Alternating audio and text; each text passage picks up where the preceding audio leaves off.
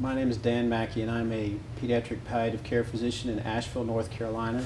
And I am very lucky and honored to have Elena Ramsey, who is a patient who we probably met 6 months ago. Maybe? Yeah. And you have, I think, quite a story to tell. But before we get to your story, we were talking a little bit earlier, and I asked you if there was one word that you would use to describe yourself. And I said accomplished. Accomplished. Yeah. Can you elaborate on that at all? First of all, I didn't think that I would be alive for as long as I am now. I also chose that word because I put myself in that, really. I want it to be me, and I just see myself as very accomplished because I've done all these surgeries and really booked through them and like really knew what I was doing, but I didn't really know what I was doing. So that's so can we talk about a little bit what you've been through? Mm-hmm. So your mom tells me that when you were 3 weeks old, something wasn't right, and you were taken to the hospital, and they found that you had kind of a hole in the middle of your heart, a partial AV canal. Mm-hmm. And you've had many, many surgeries over many, many years. How many surgeries have you had? I've had 7 surgeries. Do you have an earliest memory of hospitals or surgeries? I pretty much started remembering them when, as soon as I can know what was going on.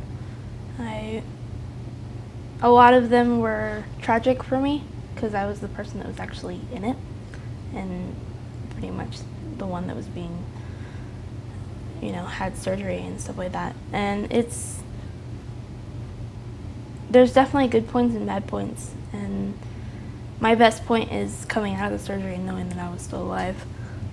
So you remember as a younger child having that feeling, yeah, like, I made it, I'm alive. At first, right when I wake up, I have that feeling for about 10 seconds, and then I'm completely moody for the entire rest of the day because I hurt and everything is just, I'm all wired up and all that stuff, and it's it's intense, but those first 10 seconds of knowing that I'm alive makes me feel amazing. That's pretty incredible. But that also says to me that as a young child, you went into the surgery not knowing whether or not you were going to survive. Mm-hmm. How did you and your family kind of deal with those fears? Do you remember that? I don't really know what my family did for it, but I just kind of went with it. I kind of had to, and I didn't have anyone there really to vouch for me except for the medical part of it. And I have my mom, I have my dad. They were both by my side. They were both helping me for stuff. But I never had someone that was going through the same thing that I was going through. And I kind of just stuck with myself through all of that stuff. And really, it became something that was easy, but towards the end. So. Almost like you got used to that process? Yeah. Or, it also sounds like you found kind of an inner strength. Yeah. Do you know where that comes from? I think it comes from the fact that I had to really push myself to get healthier after the surgeries. And over the years that I've had them, I've gotten stronger because of that, because I've just had to push myself, and everyone was like, you can do it. like, you just need to stand up, or you need to walk to this and back. You need to sit up once today. And it's one of those things, it's like, I really did not want to do it at all. I was like, I don't want to do this, blah, blah, blah. But I listened to them, and after the ones that, when I was a little younger, that I knew what was going on, I kind of pushed myself by myself. Like, I was like, you need to do this. If you do this, then that's great. And I knew when I knew that I was doing something right, I would dance in place, and I wouldn't be able to really move at all, because I would have IVs in me and leads everywhere and bandages and all that stuff. But I would always, do a little move like this or something, and I would be like, I'm getting better, that's awesome. So I kind of just, after everyone was pushing me, I kind of started pushing myself. And it sounds like instead of looking for reward and validation from people around you, you were able to kind of generate that for yourself with a dance or whatever. Yeah. At first, I was young and I liked the you can do it type of thing. And then I kind of felt helpless over the years of people saying that to me, and I was kind of like, well, I want to take this into my own power and help myself, and I'm going to cheer myself on and not really listen to other people. But I think that was the part where I knew people were trying to help me, not trying to like say, oh, poor you type of thing, because I really cannot stand that at all. Okay. And at first it helped me, and then I went the extra miles to get where I am today, pushing myself with doing stuff like that. Becoming more and more accomplished. Yeah. How long ago was your last surgery? I really do not remember.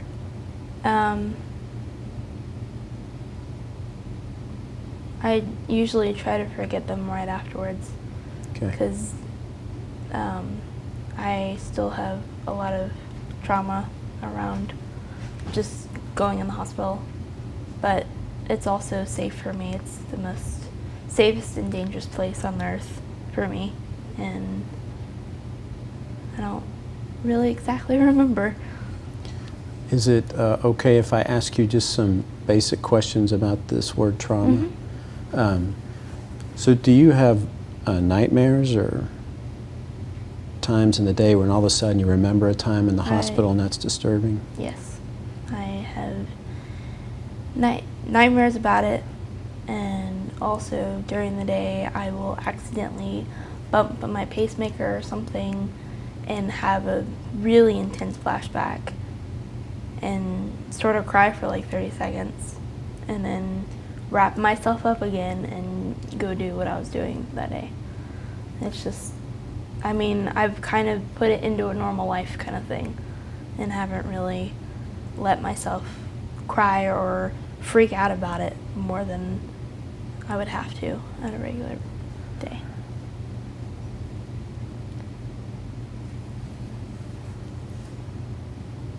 Most people don't have those experiences. I think it's remarkable that you do, and you have figured out a way that maybe works for you to kind of let it out, pull yourself together, and then do what you need to do. Yeah, if I wasn't doing that, I would definitely be not where I am today in the fact of taking care of myself, and I'd probably just lock myself in a room and be crying all the time, and that's something that I don't want to do, because I want to be able to live my life and not be scared of who I am and what happened to me. And it's not really even what happened to me, it's just who I am. So Can I ask you about what the doctors are saying about your heart now? What kind of condition is your heart in? What are they telling you? Well, the last time I was up at Duke was for a checkup, and I was in AFib or AFLET or something like that. Okay.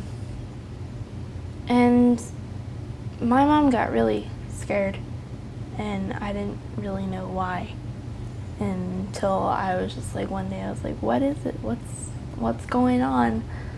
I kind of want to know everything, and I don't really remember exactly what she said that day, but it kind of scared me a little bit. And then I was scared for probably a day or two, and then I really just kind of left it behind because I had so much going on in my life, and I was having fun, and I was going to parties, and I was hanging out with friends, going downtown and all that stuff, and it really scared me, and it kind of stayed in the back of my mind. And to this day I kind of wish that I remembered what it was. It was a while back that I went there. But Was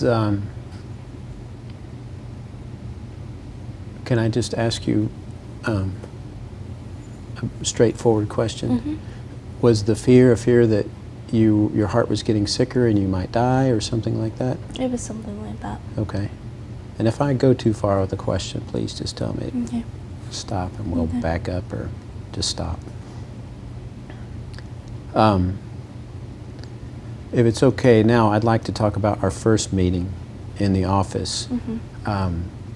which I am even more impressed by now after what we've just talked about. You have a very consistent pattern of facing challenges that very few people have faced Mm-hmm. over and over again. And the pattern I see is that you kind of run up against a challenge, and if you need to acknowledge something with a brief cry or something, you do. But it seems like what you do is get it together, and I move forward, and I'm going out with my friends, and I'm going to have fun. Mm-hmm. You seem very driven and almost goal-oriented in that way. You're going to move forward no matter Yeah. what. Would that be fair? Yeah. So why did you come to see me in my office? Do you remember? Yes, I do. It was sort of the coolest, awesomest day of my life. I went to your office to get a DNR, which is a do not resuscitate letter, and I wanted that. I'm gonna start crying. I wanted that for the longest time. Thanks. Because the only fear that I've had in my life was dying in a hospital, and I really appreciate the fact that I was able to come to you, or to like the kind of doctor that you are, and say, look, this is what I need. This will not make me afraid of my life. And I really appreciate that. You know, I've never had a teenager walk into my office and ask me for that before or since then. Really? Really. So we signed that yellow paper, Mm-hmm. and as long as you have it on you, you're a DNR. What does that mean to you now? Freedom. Freedom. Mm-hmm. Tell me more about freedom.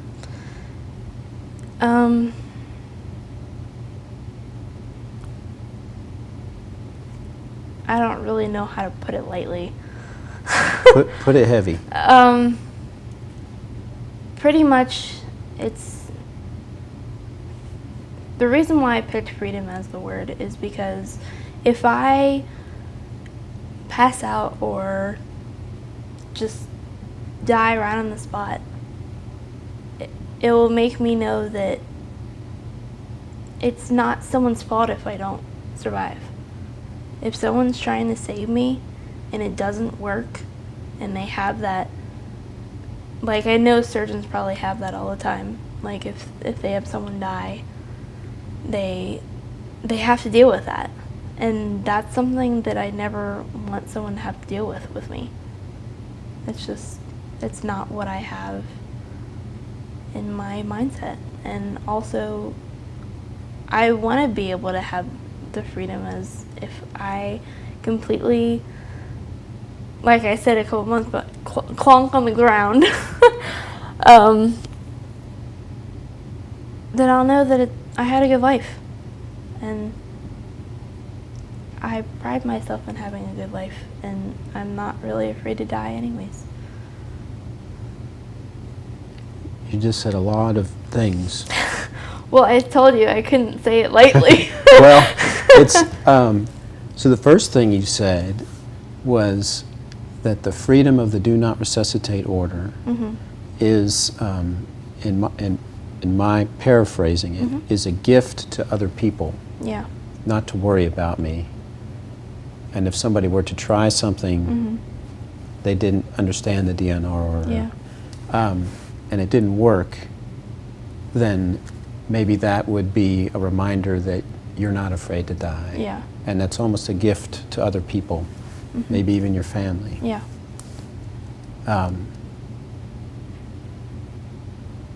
And then you said something that made me think that freedom is for you too. Yeah. And you said even earlier that part of that is that you don't have to worry about dying in a hospital.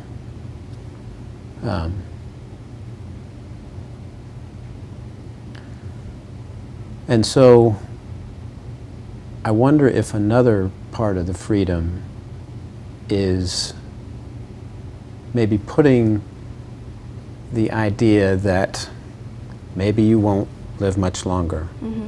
You may, and I hope you do, but maybe you won't. And we're putting that up on the table, and we're looking at and we're acknowledging it, and say, okay, well, if this is the case, then how do I want to live? What do I want to do? So have you had thoughts? I know you have, but I'm asking you anyway. Yeah, I have definitely had thoughts. There was a couple of times in my life that I was so scared about my heart and all that stuff, and all the stuff that's going on with my heart, and all the surgeries that I've been through, and I wanted to be a doctor for a really long time, like a surgeon doctor, and I thought that was crazy. It is.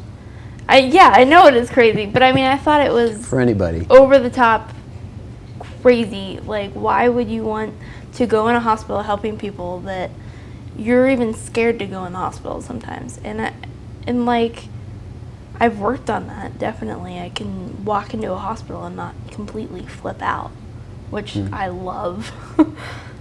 But there were times that I had that, and then also I kind of stepped back from that, and I was like, that's way too much schooling.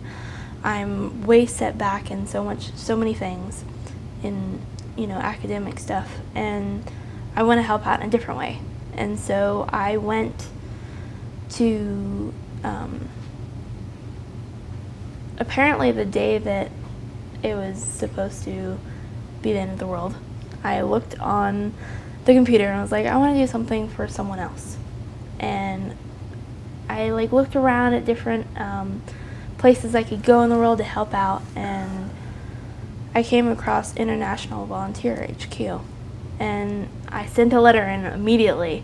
I was like, I want to help out somewhere. I think Cambodia. And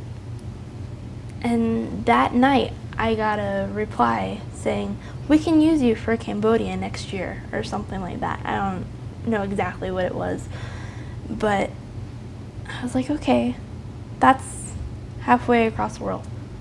And I stopped, and my mom was like, are you sure you want to go there? And I was like, yeah, I still do. Yeah, I do want to go there. And she's like, well, why do you want to go there? And I was like, well, you also asked me this as well. I was like, I want to go there because I remember in Lara Croft with Angelina Jolie, she went to Cambodia, and I thought she was the coolest person ever, and I still think she's amazing. She's like my hero, the person that I look up to now. I remember saying that, and then I went to you and said that as well, and then you were like, I have some connections, and this October on the 26th, I am going to Dominican Republic, and I'm really excited about that. And I thank you so much for getting me the contact information of this wonderful family that I'm going to go down with. And that's my contribute from being a doctor to helping out where I can actually help out at the levels that I want to help out at. You probably are unaware how much you help by doing things like talking like this, and I know you've done other things, and your mom has. But I'm glad you are getting that chance, and I think your mom's happier that it's a little bit closer to North Carolina than Cambodia. But I'm still going to Cambodia. Yes, ma'am. So what kind of things, what is it about helping other people? You look like you really look forward to that and really want to do that. What about that is inviting to you? It's kind of as a giving back thing. I didn't really want to look at it like that because I was so upset at the people that were trying to help me for some apparent weird reason. But I've looked at it now, and it is like giving back. It's not exactly giving back to the same people that helped me, but it kind of makes me feel like I'm not the patient. And that's something that I can't stand, feeling like a patient. It freaks me out. And it's one of those powerless things that I've had to live with in my life. And giving back, as in this sense, will make me feel more comfortable of where I am in my life and as being a patient as well. Sounds like the transition from being powerless as a patient and not being in control to maybe one of these volunteer opportunities where you can have some control about what kind of things you do and maybe how you do them, how you influence people, and I think that's great. Yeah. Good. Given all your experience, your life experience, and this recent experience in making this decision about do not resuscitate and how you're really going to live in a way that, and from my point of view, we just met less than a year ago. It's almost as if the DNR order, do not resuscitate, maybe was a gateway to kind of opening the gate, opening the door to kind of living fully for the rest of whatever, hopefully a very long life. Yeah. It was definitely a gateway for me. And I was really excited about it. And some of my family weren't really excited about it, like my sister. She still has trouble with accepting it. It's just because she loves me so much, and I'm her baby sister, so. And my dad as well, it was kind of a shock to him. He was happy that I was getting it, and he kept on saying how happy he was, and then when I actually showed him it and how excited I was, he kind of cried a little bit and was like, I don't know how I feel about this. And I was like, well, make it be a good feeling, because it helps me. Like, think of it like that. And ever since then, he's been okay with it, and I'm really appreciate him being okay with it. Well, he probably appreciates your patience too. That's got to be hard for a family member to hear that. Yeah. But I think it's also important that when somebody, especially with your background and your insight, comes to that decision, that we do our best as friends and family to kind of respect what's important to you. If you we're talking to other teenagers, Mm-hmm. maybe with similar histories of surgeries, or maybe with different illnesses,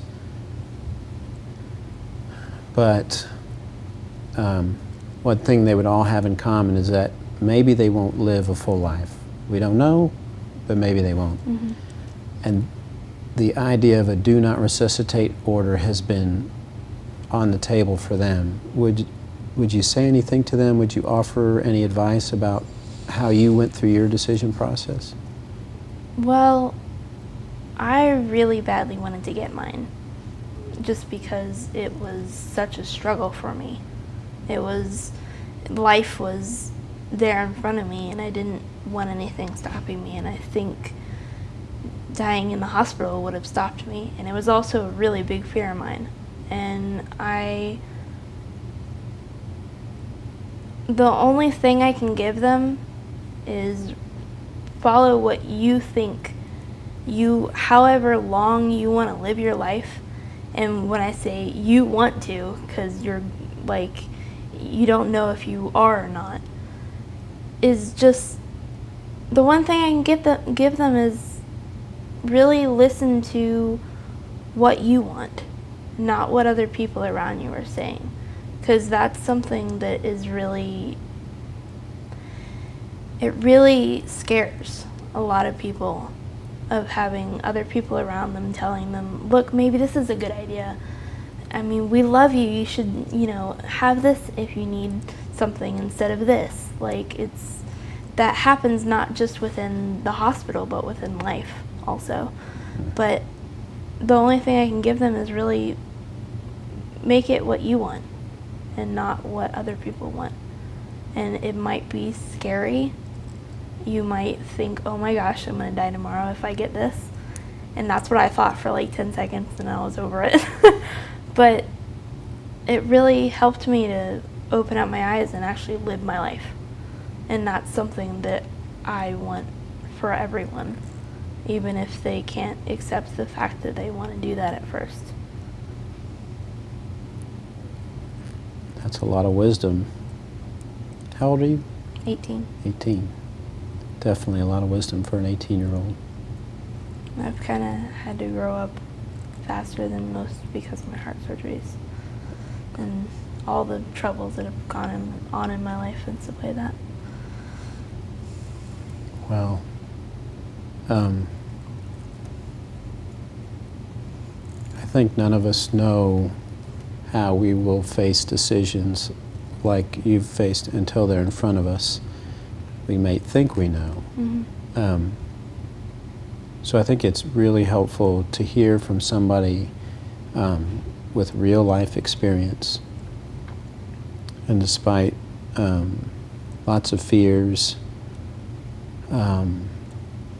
hearing from you about how you came up with your decision and what it means to you, and hopefully that will be able to be meaningful to somebody else. I hope it. Adult I hope it will. or children. I think it will. Yeah. Well, thank you very much for taking the time. Mm-hmm.